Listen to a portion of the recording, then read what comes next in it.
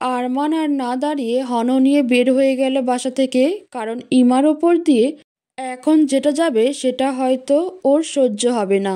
ইমা দাঁড়িয়েছিল পাথরের মতো। কিছু বুঝে ওঠার আগেই ইমার ঘন চুলের এলোমেলো হাত খোঁপাটা হাতের মুঠোয় নিয়ে নিল ইমার মনি। ব্যথায় ইমা আ করে চিৎকার করে উঠল। চুলের টান একদমই সহ্য করতে পারে না ইমা, কিন্তু বারবার এই আঘাতটাই করা হয় তাকে। ব্যথা কাতর গলায় ইমা বলল, মনি, ব্যথা পাচ্ছি, ছেড়ে দাও প্লিজ। মনি হুঙ্কার ছেড়ে বলল, আমার ছেলের খাওয়া নষ্ট করে এখন এটুকুই সহ্য হচ্ছে না তোর? ইমার খালাতো বোন কথা এতক্ষণ চুপচাপ বসে খেয়ে যাচ্ছিল। এত কিছু দেখে আর চুপ থাকতে পারল না। ইমার প্রতি তার মায়ের অত্যাচার দিন দিন বেড়েই চলেছে। চোখ বুজে সহ্য করা ছাড়া তার কিছু করার নেই, কারণ এই বাড়িতে সে নিজেও মূল্যহীন মানুষ। যেখানে তার মা নিজের মেয়েকে ভালোবাসতে পারে না, সেখানে ইমাকে কিভাবে ভালোবাসবে? সে তো বোনের মেয়ে। কথা উঠে দাঁড়িয়ে বলল, মা, আপুকে মারছো কেন? আজকের পরোটা আপু নয়, আমি বানিয়েছি। কথার মা চমকে মেয়ের দিকে তাকালেন। মেয়ে খুব বেশি প্রয়োজন ছাড়া কথা বলে না তাদের কারোর সাথে। তাতে অবশ্য খুব একটা যায় আসে না তাদের কারোর। মেয়ের কথা শুনে অবাক হলেও পরে কর্কশ গলায় বললেন, তুই কিচেনে কেন গেছিলি? কথা বলল, আপুকে 1 কাপ চা দিতে বলতে গিয়েছিলাম। গিয়ে দেখি আটা মাখতে পারছে না হাতের জন্য। গতকাল তো তুমি আর তোমার ছেলে মিলে হাতটা পুড়িয়ে দিয়েছো, তাই আমি বানিয়েছি পরোটা, আর আপু বাকি কাজ করেছে। এটা শুনে মনি যেন আরো কেঁপে গেল আর বলল, একেবারে রাজকার্য করে দিয়েছো আমার। একদিন পরোটা বানিয়ে কিচেনে কে যেতে বলেছে তোকে? আগুনে পুড়ে গায়ের রং আরো কালো হলে বিয়ে দেব কিভাবে? এমনিতেই কয়লার ড্রাম হয়ে জন্মেছিস। আমার ছেলের কত টাকা নষ্ট করতে হবে তোকে ঘাট থেকে নামাতে কে জানে। কথা ধরা গলায় বলল, আমার বিয়ে নিয়ে তোমাদের না ভাবলেও চলবে। কথা আর দাঁড়ালো না, নিজের রুমের দিকে পা বাড়ালো। হ্যাঁ, এই গায়ের রঙের জন্য কথার নিজের পরিবারের সাথে আজ তিক্ততার সম্পর্ক। কথার গায়ের রং শ্যামবর্ণের, টানা টানা চোখ, মাথা ভর্তি লম্বা চুলগুলো দেখে মনে হয় কালি করা। গালে টোল পড়া হাসি, যেটা খুব একটা দেখা যায় না এই বাড়িতে। ইমা আর নানুর সাথেই একটু কথা বলে সে। বাবা মা ভাই সবার কাছেই যে একটা বোঝা কথা। ইমা এই বাড়িতে আসার আগে সম্পূর্ণ একা ছিল সে। কথা চলে যেতেই মনি ইমার চুল আরো শক্ত করে ধরে বলল, ও বলল রান্না করবে, আর তুইও করতে দিলি? যদি ওর হাত পুড়ে যেত, এমনই কালো, আবার হাত পুড়ে গেলে বিয়ে দিতাম কিভাবে? হ্যাঁ, কি চাইছিস, যাতে আমার মেয়েটার বিয়ে দিতে না পারি? ইমা কাঁদতে কাঁদতে বলল, না মনি, আমি ওকে না করেছিলাম, কিন্তু আমার কথা শোনেনি। মনি দাঁতে দাঁত চেপে বলল, পোড়া হাতের জন্য রান্না করতে পারছিস না, তাই না? দাঁড়া, এখনই সরিয়ে দিচ্ছি তোর হাত। এটা বলে ইমার হাতের ব্যান্ডেজটা খুলতে লাগলো। ইমা বাধা দিয়ে বলল, কি করছো মনি, ছেড়ে দাও। মনি ওর কোনো কথা না শুনে ব্যান্ডেজ খুলে ফেললো আর বেরিয়ে এলো লাল টকটকে ঘা। টেবিলের ওপর থেকে তরকারির বাটিটা নিয়ে ইমার হাতের ওপর ঢেলে দিল। ইমার চিৎকার পুরো বাড়িটা যেন কেঁপে উঠল। মনি ইমাকে ছেড়ে দিতেই ইমা দৌড়ে কিচেনে গিয়ে বেসিন ছেড়ে পানির নিচে হাত দিয়ে কাঁদতে লাগলো। বেশ কিছু সময় হাতটা পানিতে ভিজিয়ে রেখে দেয়াল ঘেঁষে নিচে বসে পড়ল ইমা। কাঁদতে লাগলো নিঃশব্দে, যে কান্না কেউ দেখতে পাবে না। হঠাৎ কাঁধে কেউ হাত রাখলে তার দিকে তাকালো। নানু বলে জড়িয়ে ধরল ইমা তাকে। বয়সের ভারে গায়ের চামড়া কুঁচকে গেছে, দুধে আলতা গায়ের রং, ঝুলে পড়েছে গায়ের চামড়া, তবু অদ্ভুত এক শুভ্রতা ছড়াচ্ছে যেন। দেখেই বোঝা যায় অল্প বয়সে ভয়ঙ্কর সুন্দরী ছিলেন। নানু ইমার মাথায় হাত বুলিয়ে বলল, বোন রে, তুই চলে যা এখান থেকে। ইমা কাঁদতে কাঁদতে বলল, কোথায় যাব নানু? আমার যে এই পৃথিবীতে যাওয়ার জায়গা বড্ড অভাব নানু, বড্ড অভাব। নানু ধরা গলায় বলল, এখানে থাকলে ছায়েরা ইমার মনি তোকে তিলে তিলে মেরে নিজের রাগ মিটাবে। ইমা হেঁচকে তুলে বলল, মনির কিসের এত রাগ আমার ওপর নানু? আমি তো মনির সব কথা শুনি। নানু বলল, ছায়েরার রাগ তোর ওপর না রে বোন, তার রাগ তোর বাবা মায়ের ওপর, যেটা তোকে কষ্ট দিয়ে মিটানোর চেষ্টা করছে। ইমা অবাক হয়ে বলল, আবার বাবা মায়ের ওপর কিসের রাগ মনির? নানু মলিন মুখে বলল, সেটা আমি তোকে বলতে পারবো না রে ইমা। তাই বলছি তুই এখান থেকে চলে যা। ইমা আবার কেঁদে উঠে বলল, কোথায় যাব বলো? আর আমি চলে গেলে তোমাকে সাথে নিয়ে যেতে হবে। আরমান ভাইয়া বলে দিয়েছে শুনোনি, আমি এই বাড়ির বাইরে পা রাখলে তোমাকেও বের করে দিবে বাড়ি থেকে। আর আমি না হয় কোনো রকমের নিজের থাকা খাওয়ার ব্যবস্থা করে নিব। তোমার প্রতিদিন যে মেডিসিন লাগে সেই খরচ আমি জোগাড় করতে পারবো না। নানু বলল, আমাকে বের করে দিলে আমি না হয় পথে পথে ঘুরবো, তবুও তুই চলে যাই মা। ইমা কেঁদে বলল, আমি পারবো না তোমাকে একা রেখে যেতে। আর এই পৃথিবী একটা একা মেয়ের জন্য কতটা কঠিন তুমি হয়তো জানো না নানু। নানু রেগে বললেন, তাহলে কি এখানে এভাবে পচে মরবি তুই? ইমা চোখের পানি মুছে বলল, আমার ভাগ্যে যা লেখা আছে তাই হবে, কিন্তু আমি তোমাকে একা ফেলে যেতে পারবো না নানু। কথাটা শেষ করে উঠে আসতে গেলে নানু বলে উঠল, ইমা তুই আরমানের কথায় রাজি হয়ে যা। এই কথায় ইমা চমকে তার নানুর দিকে তাকালো, তারপর শান্ত গলায় বলল, নানু, আরমান ভাইয়া আমাকে ভালোবাসে না, তার ইগো হার্ট হয়েছে আমি রিজেক্ট করাই, তাই আমার সাথে এসব করছে। আমিও দেখি উনি আর কত নিচে নামতে পারে। ইমা উঠে নিজের রুমে চলে গেল। আরমানকে যেদিন ভার্সিটির সবার সামনে রিজেক্ট করেছিল সেদিন থেকেই ইমার অভিশপ্ত দিনের শুরু।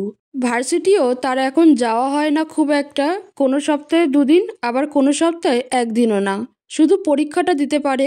ক্লাস ছাড়া, টিউশন পড়া ছাড়া, টেনে টুনে পাস করা ছাড়া ভালো রেজাল্ট করার ভাগ্য হয় না তার। পোড়া হাত নিয়ে এই সপ্তাহে ইচ্ছা করেই ভার্সিটি যাবে না ঠিক করেছে ইমা। কেউ দেখলে নানা প্রশ্নের সম্মুখীন হতে হবে তাকে। এদিকে কথা রেডি হয়ে কলেজে যাওয়ার জন্য বের হয়ে গেল। কথা এবার ইন্টার প্রথম বর্ষে পড়ছে। পড়াশোনা ছাড়া বাকি কোনো দিকে তার নজর যায় না। পড়াশোনা শেষ করে পরিবারের সাথে তিক্ততার সম্পর্ক থেকে নিজেকে মুক্তি দিতে চায় সে। বাবা মা ভাই সবার থেকে অনেক দূরে চলে যেতে চায়। এসব ভাবতে ভাবতে রাস্তা পার হচ্ছিল, তখনই একটা গাড়ি সজোরে ব্রেক করলো তার সামনে। কথা ভ্রু কুঁচকে তাকালো গাড়ির দিকে। কানে হেডফোন লাগিয়ে ফুল স্পিডে গাড়ি চালাচ্ছিল ঈশান। ড্রাইভ করতে তার খুব ভালো লাগে। কার রেস করে মাঝে মাঝে, কার রেসে সবসময় চ্যাম্পিয়ন হয়ে এসেছে। সকালে ইয়াদ ওকে না নিয়ে যাওয়ায় মন খারাপ ছিল, তাই একটু বেশি স্পিডে চালাচ্ছিল। হঠাৎ একটা মেয়ে সামনে চলে এলে সজোরে ব্রেক করায় মাথাটা স্টিয়ারিংয়ে ধাক্কা খেলো।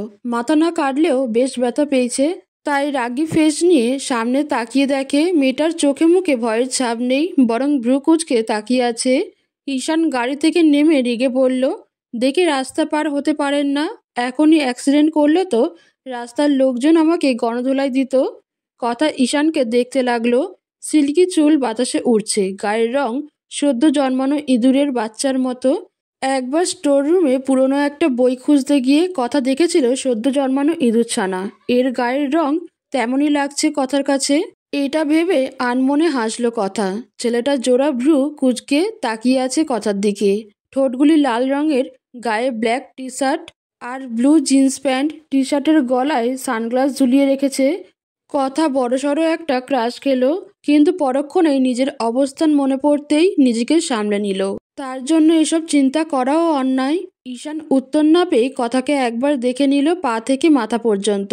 সাদা আর ব্লু কম্বিনেশনে কলেজ ড্রেস পরা, মাথায় সাদা হিজাব, কাঁধে ব্যাগ আর হাতে একটা মোটা গাইড দেখে স্কুলের মেয়ে মনে হচ্ছে। গায়ের রং কালো বলা চলে না, তবে শ্যামবর্ণ, কিন্তু সাদা হিজাব পরায় কালোই লাগছে। কথা নিজেকে সামলে খুব আস্তে বলল, সরি। ঈশান একটু অবাক হলো, কারণ মেয়েটা এত সহজে সরি বলে দিবে ভাবেনি। কারণ দোষ তার নিজেরও ছিল। এই রোডে যতটুকু গতিতে গাড়ি চালানোর নিয়ম তার প্রায় 3 গুণ বেশি গতিতে ঈশান চালাচ্ছিল। ঈশান মনে মনে ভাবলো হয়তো তাকে দেখে ভয় পেয়ে সরি বলে দিয়েছে। এটা ভেবে একটু ভাব নিয়ে বলল, এই পিচ্ছি, এরপর থেকে রোড ক্রস করার আগে ভালো করে দেখে নিবে কেমন? পিচ্ছি শব্দটা শুনে কথার রাগ উঠে গেল। সে এখন কলেজে পড়ে, তাকে কেন এখন কেউ পিচ্ছি বলবে? রাগে কথার চিকন নাকটা ফুলে গেল। কথা রেগে বলল, আপনি পিচ্ছি কাকে বলছেন? হ্যাঁ, now I M A college student. কথার রাগ দেখে ঈশান অবাক হলো। পিচ্ছি মেয়ের আবার এত রাগ? ঈশান অবাক হয়ে বলল, আমি তো মনে করেছি তুমি স্কুলে পড়ো। কথা কটমট করে তাকিয়ে আছে ঈশানের দিকে। তা দেখে ঈশান দুষ্টুমি করে বলল, আর কলেজে পড়লেই বড় হয়ে গেল নাকি? তুমি তো পিচ্ছি। কথা বাড়তি কথা বলা পছন্দ করে না, তাই ঈশানের দিকে একটা কড়া দৃষ্টি নিক্ষেপ করে হনহনিয়ে চলে গেল সামনের থেকে। ঈশানও মুচকি হেসে টি শার্টের গলা থেকে সানগ্লাস নিয়ে চোখে দিল আর শীষ বাজাতে বাজাতে গাড়িতে উঠে ভার্সিটির দিকে যেতে লাগলো। ইয়ানা গাড়িতে বসেই ছেলেটাকে দেখিয়ে দিল ইয়াদকে। গেটের সামনে বাইকে বসে বন্ধুদের সাথে আড্ডা দিচ্ছে বললে ভুল হবে, সেখান দিয়ে যাওয়া মেয়েদের টিজ করছে। এইসব দেখে ইয়াদের চোয়াল শক্ত হয়ে গেল রাগে। ইয়াদ নিজের রাগ কন্ট্রোল করে বলল, তুই যা। ইয়ানা অবাক হয়ে বলল, মানে তুমি কিছু বলবে না ওদের? ইয়াদ রেগে বলল, তোকে যেটা করতে বলেছি সেটা কর না। ইয়ানা একটু ভয় পেল ইয়াদের রাগ দেখে। ইয়াদ ইয়ানার সামনে নিজের রাগ প্রকাশ হতে দেয় না। আজ একটু প্রকাশ পেলে ইয়ানা ভয় পেয়ে যায়। ইয়াদ বোনের দিকে তাকিয়ে দেখে ভীত দৃষ্টিতে তাকিয়ে আছে, তাই চোখ বন্ধ করে জোরে জোরে দুটো নিঃশ্বাস নিয়ে নিজেকে শান্ত করার চেষ্টা করলো ইয়াদ। নরম গলায় বলল, তুই ভার্সিটির ভেতরে যা, আমি দেখছি ওরা কি করে। ইয়ানা আর কথা না বাড়িয়ে ওকে বলে চলে গেল গাড়ি থেকে নেমে। গেটের সামনে যেতেই সবগুলো ছেলে শীষ বাজিয়ে উঠল। ছেলেটার নাম জাহিদ, দেখেই বোঝা যায় একটা বখাটে। সে সবাইকে থামিয়ে বলল, হেই বেবি, তুমি না গতকাল বললে আমি তোমাকে আর বিরক্ত করলে তোমার ভাইয়াকে বলে দিবে? জানো, আমি না একদম ভয় পেয়ে গিয়েছিলাম। এটা বলেই উচ্চস্বরে হেসে উঠল, সাথে থাকা সবগুলো যোগ দিল। ইয়ানা হাতের ব্যাগটা শক্ত করে ধরে সামনের দিকে আগাতে চাইলে জাহিদ পদ আটকে দাঁড়ালো। ইয়ানার দিকে ঝুঁকে বলল, হেই বেবি, এত তাড়া কিসের? সবসময় ওই আরমান মাহমুদের ক্লাস করার জন্য একদম উতলা হয়ে থাকো দেখি। চলো, আজ আমি তোমাকে ক্লাস করাবো। জাহিদের মুখ থেকে সিগারেটের গন্ধ আসছে, আর তাতে ইয়ানার পেটের সব বেরিয়ে আসার উপক্রম। ইয়ানা কাঁপা গলায় বলল, আমার সামনে থেকে সরে যান বলছি, না হলে খুব খারাপ হয়ে যাবে। আমার ক্লাসে লেট হচ্ছে। ইয়ানা পাশ কাটিয়ে চলে যেতে গেলে জাহিদ খপ করে ইয়ানার হাত ধরে ফেলে। এতক্ষণ দাঁতে দাঁত চেপে ইয়াদ নিজের রাগ কন্ট্রোল করে দাঁড়িয়ে আছে। ইয়ানার হাত ধরায় ইয়াদের মাথায় যেন থপ করে আগুন জ্বলে উঠল, আর কন্ট্রোল করা সম্ভব হলো না তার পক্ষে। ইয়াদ গিয়ে জাহিদের হাতটা এত শক্ত করে ধরল যে জাহিদ ব্যথায় আহ করে উঠল আর ইয়ানার হাত ছেড়ে দিল। জাহিদ রেগে বলল, কোন শালারে এত বড় সাহস জাহিদের হাত ধরে? জাহিদ ঘুরে তাকিয়ে দেখে এক হাত পকেটে রেখে অন্য হাত দিয়ে জাহিদের হাত ধরে রেখেছে ইয়াদ। ইয়ানা পাশে তাকিয়ে নিজের ভাইয়াকে দেখে মুখে হাসি ফুটে উঠল, কিন্তু ইয়াদের লাল হয়ে যাওয়া মুখ দেখে ভয় পেয়ে গেল। ইয়ানা কিছু বলবে তার আগেই ইয়াদ ইয়ানার দিকে তাকিয়ে বলল, সোজা ক্লাসে যাবি, একবারও পিছনে ফিরে তাকাবি না, যা। ইয়াদের মুখ দেখে ইয়ানার কিছু বলার সাহস হলো না, সোজা হাঁটা শুরু করলো ক্লাসের দিকে। ইয়ানা যত আগাচ্ছে জিয়াদের হাতে চাপের পরিমাণ তত বাড়ছে। ইয়াদ তাকিয়ে আছে ইয়ানার যাওয়ার দিকে। সে চায় না তার বোন তার এই ভয়ঙ্কর রূপ দেখুক। এদিকে জাহিদ একটার পর একটা প্রশ্ন করে যাচ্ছে আর ব্যথায় হাত মোচড়ামুচড়ি করছে। ইয়াদ তাকিয়ে দেখলো ইয়ানা তার চোখের আড়াল হয়ে গেছে। জাহিদ রেগে খোলা হাতটা দিয়ে ইয়াদকে মারতে গেলে ইয়াদ পকেটে থেকে হাতটা বের করে ধরে ফেললো। জাহিদ বলল, এই কে রে তুই? জানিস আমার সাথে এসব করার ফল কি হবে? ইয়াদ রেগে জাহিদের দু হাত একসাথে মোচড়া দিল আর জাহিদ জোরে চিৎকার করে উঠল। ইয়াদ জাহিদের গায়ের শার্টটা টান দিয়ে খুলে ওর মুখে পেঁচিয়ে দিল যাতে চিৎকার করতে না পারে। ইয়াদের মার দেখে জাহিদের বন্ধুদের ভয়ে অবস্থা খারাপ। ইয়াদ রাগে চিবিয়ে চিবিয়ে বলল, আমি কে সেটা জানতে চাস?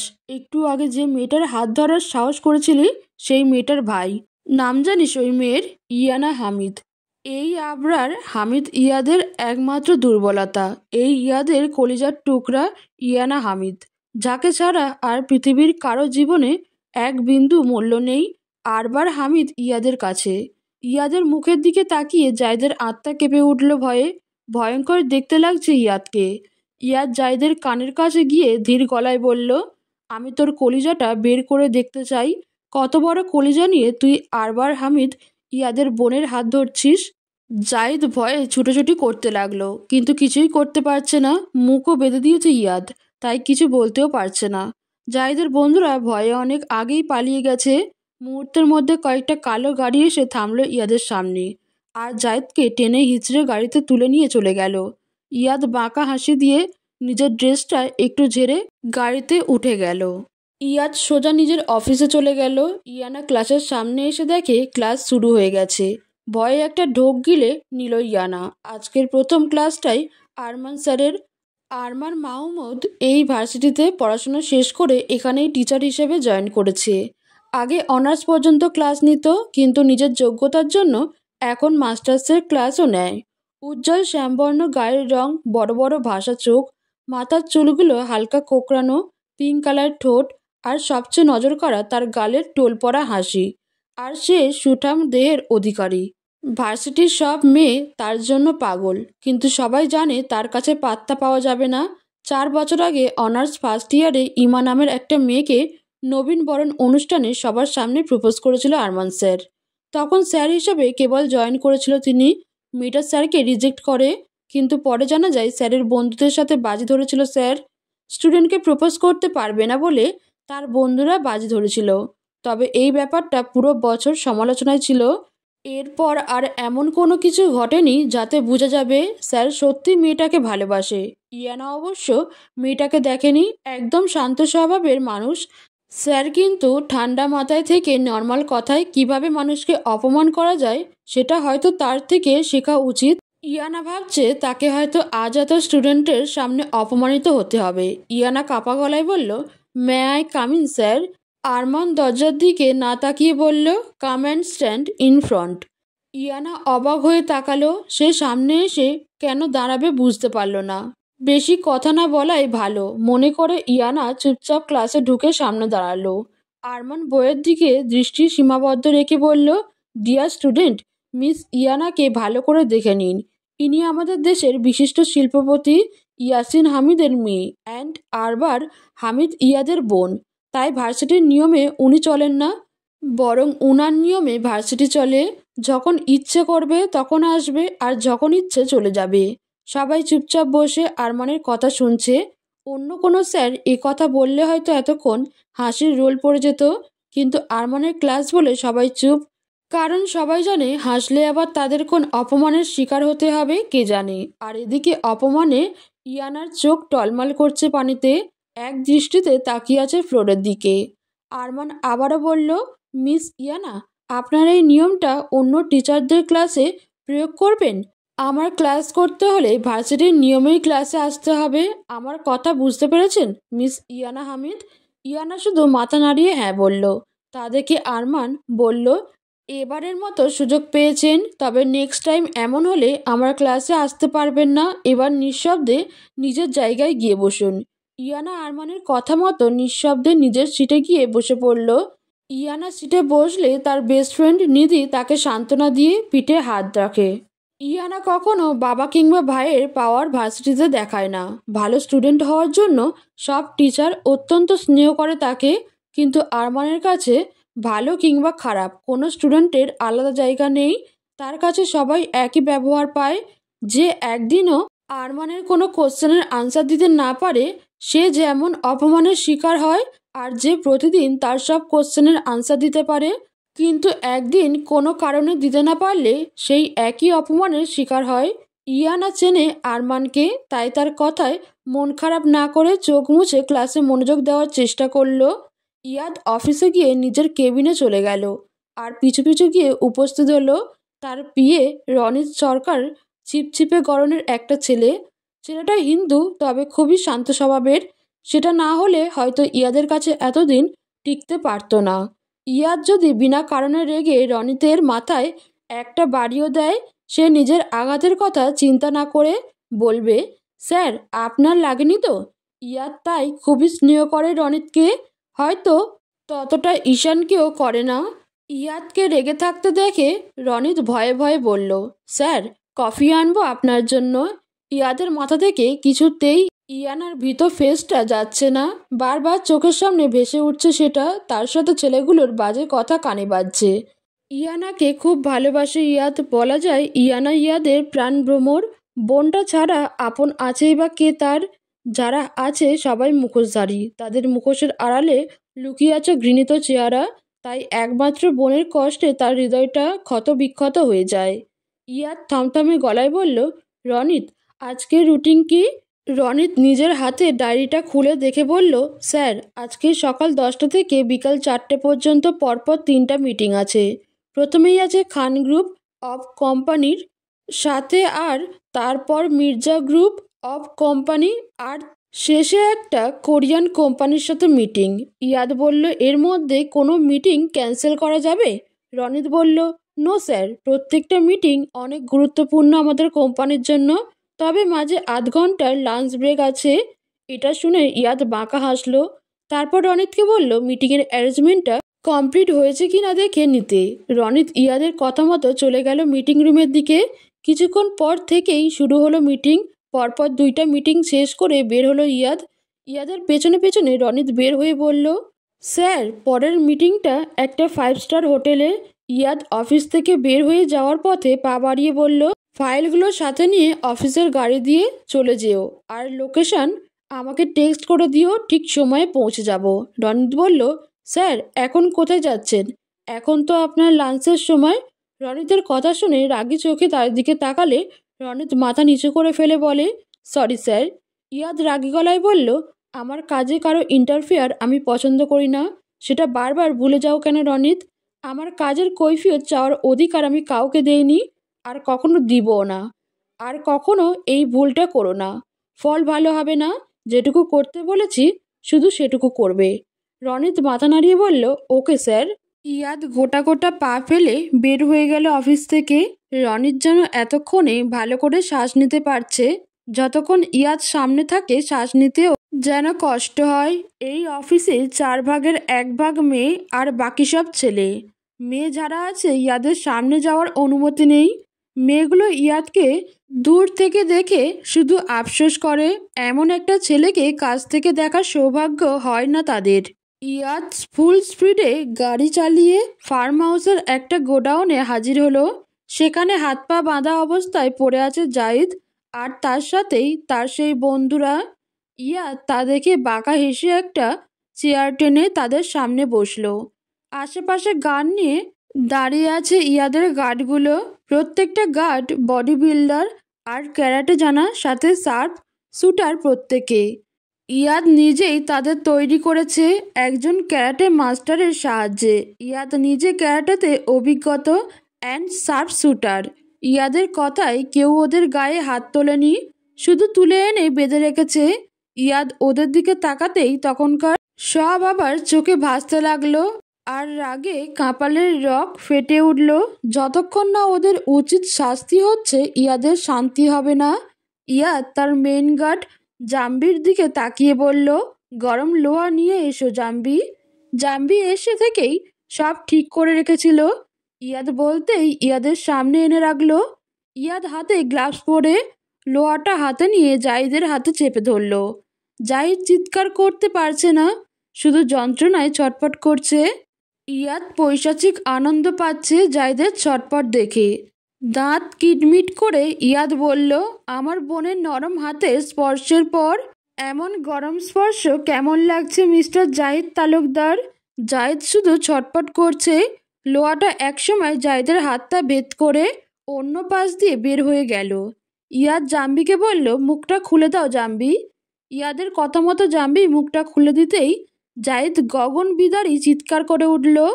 ইয়াদ চিৎকার শুনে এক কানে হাত দিয়ে এক চোখ বন্ধ করে বলল, কানের 12টা বাজাবি নাকি? ইয়াদ জাম্বির দিকে তাকিয়ে বলল, এই জাম্বি দেখ তো, এর জিহ্বা বড্ড আওয়াজ করে, খুব রোমান্টিক কথাও বের হয়, আজ থেকে যেন একটাও শব্দ বের না হয়। ইয়াদের কথার মানে বুঝতে পেরে জাম্বি জাহিদের দিকে এগিয়ে গেলে জাহিদ বলে, অনেক বড় ভুল করেছো। আবরার হামিদ ইয়াদের ফল খুব ভয়ঙ্কর হবে। ইয়াদ রেগে বলল, আমার বোনের দিকে সামান্য বাজে নজর দেওয়ার জন্য তোদের এই অবস্থা করেছি, এবার বুঝে নে আমি কতটা ভয়ঙ্কর। আবরার হামিদ ইয়াদের থেকে ভয়ঙ্কর একমাত্র আল্লাহর সৃষ্টি ছাড়া মানুষের সৃষ্টি আর কিছু হতে পারে না। জাম্বি তোমাকে কি বললাম, দাঁড়িয়ে আছো কেন, যাও। আজকের পর এই রাস্কেল আর ওর বন্ধুরা যাতে কোনো মেয়ের দিকে তাকানো, ও সরি, যে মেয়ের দিকে ইচ্ছে তাকাক, শুধু আমার বোনের দিকে যেন তাকানো অবস্থায় না থাকে। ইয়াদের কথায় জাম্বি জাহিদের হাত দুটো ভেঙে গুঁড়িয়ে দিল। এমনভাবে ভেঙেছে পৃথিবীর কোনো ডাক্তারের পক্ষে ভালো করা সম্ভব নয়। জাহিদের বাকি বন্ধুদেরও একই অবস্থা করছে বাকি গার্ডগুলো। প্রথমে হাত ভেঙে জিহ্বা কেটে নিয়ে শেষে চোখের মধ্যে অ্যাসিড ঢেলে দেওয়া হয়, তাতে দুটো চোখ ঝলসে যায়। ইয়াদ পায়ের ওপর পা তোলে চেয়ারে বসে দেখছে আর বাঁকা হাসছে। ওদের চিৎকার ইয়াদের মনের আগুন নেভাতে পানির মতো কাজ করছে। সবশেষে জাহিদ আর তার বন্ধুদের একটা ভয়ঙ্কর ড্রাগস দিয়ে দেয়, যেটা নিলে মানুষের মেন্টাল কন্ডিশন এত খারাপ হয় তাতে আশেপাশের মানুষের ক্ষতি করে তারা। এটা দিয়ে ইয়াদ সবাইকে মনে করাবে ড্রাগস নিয়ে নিজেরা নিজেদের মধ্যে ঝগড়া করে একে অপরের এমন দশা করেছে। কাউকে কিছু বলার মতো অবস্থা ওদের নেই, তাই ইয়াদের বিরুদ্ধে কিছু বলতেও পারবে না। ইয়াদ এখনকার কাজ শেষ করে হোটেলে চলে গেল মিটিংয়ের জন্য। একদম ঠিক টাইমে পৌঁছালো। 1 মিনিট এদিক ওদিক হয়নি তার। ইমারে আমার ঔষধ শেষ হয়ে গেছে, একটু এনে দিবি রে। সন্ধ্যার নাস্তা রেডি করছিল ইমা। নানুর কথা শুনে পেছনে ফিরে তাকালো। হাতে টাকা আর খালি মেডিসিনের পাতা নিয়ে দাঁড়িয়ে আছে সে। ইমা আবার কাজ করতে করতে বলল, নানু আমি কাজ করছি, কিভাবে যাব এখন? আজকে তো আরমান ভাইয়া আগেই এসেছেন, তাকে বলো। নানু কিচেনে ঢুকতে ঢুকতে বলল, বলেছিলাম। সে টাকা দিয়ে বলল তার কাজ আছে কাউকে দিয়ে আনিয়ে নিতে। সে নাকি একটু পর বের হবে আর রাতে আসবে, আর আমার ঔষধ খেতে হবে সন্ধ্যায়। ইমা বলল, বাড়ির দারোয়ানকে বলো। ইমার মনি ড্রয়িং রুম থেকে শুনতে পেয়ে বলল, দারোয়ান চলে গেলে তুই গিয়ে বাড়ি পাহারা দিবি নাকি? বাড়িতে আর কেউ নেই, কাজ শেষ করে তুই গিয়ে নিয়ে আয়। ইমা আর কথা বাড়ালো না, তাড়াতাড়ি কাজ শেষ করে টাকা আর খালি মেডিসিনের পাতা নিয়ে বের হয়ে গেল। পাশেই দোকান, তাই আর বোরকা পরল না। বাসায় পরা 3 পিস পরেই ওড়নাটা ভালো করে বেঁধে বের হয়ে গেল। মিটিং 4টায় শেষ হওয়ার কথা থাকলেও শেষ হতে বিকেল গড়িয়ে গেল।